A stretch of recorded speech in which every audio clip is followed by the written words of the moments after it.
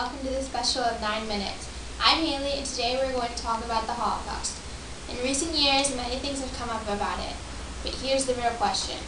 What were the initial techniques that were used to gather an army of SS officers, and what were they used for? Today we brought two special guests, Dr. Payne, who has a PhD in brain mentality, and Dr. Butler, who has a PhD in psychology. First, Dr. Payne will discuss some mental techniques he used to convince the SS officers that what they were doing was good. Payne, it is a pleasure to speak with you about the research that you've done involving the Holocaust. Can you please explain some of the strategies used by Adolf Hitler to gather his army of SS officers? Thank you for having me here, Haley. Well, to be precise, Adolf Hitler wasn't the leader of the SS Army.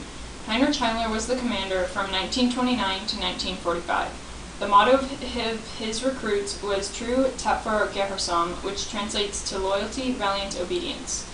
This was part of the Nazi ideology of total loyalty and obedience to orders unto death.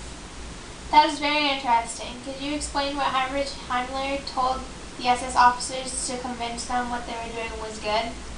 Himmler told them that if they destroyed the Jewish population, that there would be more living space for the Germans in Germany. The German Nazis mostly targeted the Jews who were handicapped, who in their mind were not worthy of living. He also told them that they were creating an Aryan race, the superior race of Germany. How were the Jews looked at by the German Nazis? Well, they were not looked at or treated like humans. Hitler's initial thoughts were to exterminate all the mentally and physically ill, but it was always in his plans to get rid of all the Jews. Thank you for coming in today, Dr. Payne. We are now one step closer to answering this troubling question. Glad that she had the patience to explain the true feelings that the SS officers had about their jobs. Next, we have testimonies from former SS officers about their lives under Adolf Hitler's dictatorship. Who was Adolf Hitler? A half-century later, we ask the question again. He was like a meteor. He struck and was there for 1,000 years, which turned out to be 10 or 12, and disappeared, taking with him the German nation, as it was known before. Oh, God. Oh. To me, and not only to me, he was a genius, but only of the evil. And that's what the point the Germans did not know before years he was in power. What he said about himself very often was he was a man who came from nowhere. He was also a man who disappeared into nowhere. One German general called Hitler a solitary creature who followed a solitary path, with only his gigantic plans for company. I had the occasion to talk to him without any other company. And I told him we will have the opportunity to attack London when London is covered by fog. Then we can fly with everything we have available, even with the Junkers 52, like we did in Warsaw. And he said, stop it, stop it. I don't want to hear this. The whole attack on England is against my opinion, against my willing. I could stop it. The English population is of such high class, and they are so similar to the Germans that I hate to fight England. Very eye-opening. I'm glad we had the privilege to hear their stories. Next, we're going to have an interview with Dr. Butler. As we heard earlier from Dr. Payne, Adolf Hitler used many mental techniques to convince the SS officers to eliminate the Jewish population. But what really motivated them to carry out his demanding orders? Well, I'm here to clear things up. From my research, I've come to the conclusion that the SS officers were proud of their job, not only because it took the toughest men to complete a task like this, but because at the time the SS officers were the pride of Germany. Dr. Butler, how do you explain how the SS officers could bear witnessing and participating in the killing of thousands of Jews each day? Well, I have a few comments on that, Haley. I have come to the understanding that the SS officers became accustomed to this monstrosity, just like the Jews became accustomed to death and pain. Also, the SS officers did not want to look weak in front of their fellow SS officers. and if they were seen given mercy to one of the Jews, they could have been turned in.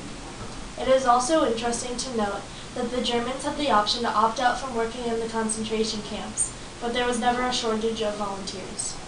That is very interesting. Could you explain why the German Nazis found the Jews so unworthy of living? Well, as I was reading an article, I came across a quote spoken by a member of the police after the World War. Here it is. "It did not all occur to me that these orders could be unjust. I was just of the conviction that the Jews were not innocent, but guilty. I believed the propaganda that all Jews were criminals and subhumans, and that they were the cause of Germany's decline. After the First World War, the Jews were not acknowledged by us to be a human being." Thank you for your time and research that you've spent with us today, Dr. Butler. Thank you. That was very fascinating hearing from her. Next, we have a video about how an SS officer found out his...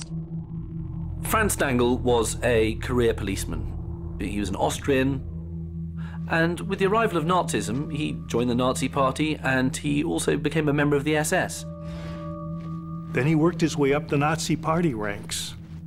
Stangl was drafted into a special program in Austria at Hartheim Castle. He takes part in the T4 program. People who are crippled or mentally handicapped are gassed to death on the grounds that they are Untermenschen, they are inferior beings. It was a training school for mass murderers. They were carefully groomed. Now, the Nazis had a love of these things all being kept nicely legal, and they liked having the paperwork done, in which, of course, these people would have died of natural causes or some such lie. And so they wanted policemen at the killing centres. And at Schloss Hartheim, it was policed, but it was policed by Franz Stangl. And he didn't really seem to have that many qualms about it, because he was ultimately a following orders type of man. Can you stand there and watch people being injected? Can you stand there and watch 150 people being gassed in the chamber? He enjoyed murdering people in Hartheim. He was a passionate believer in Hitler's theories of race and the superiority of the Aryans. He doesn't start off, I don't think, as a bad man, but he becomes one spectacularly. Every time Franz Stangl comes to make a decision in his life, every time he comes to a fork in the road, he always chooses the wrong one. And as we shall see, Stangl keeps going in the wrong direction every time.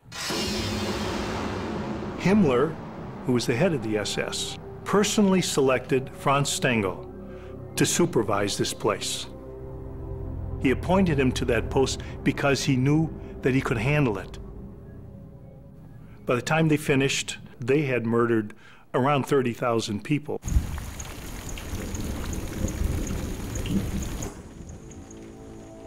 After the war, Franz Stangl finds refuge in Brazil.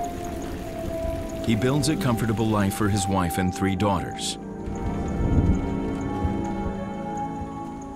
There's a big German community in Sao Paulo.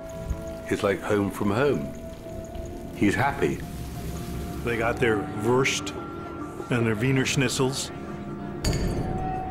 They used to celebrate Hitler's birthday, sing old German drinking songs. They were good neighbors, productive members of the community. He worked in a car factory. He started to make quite a bit of money. That's all we have for today. Even though it's heartbreaking hearing about the Holocaust, we need to prevent it from happening again. Wow.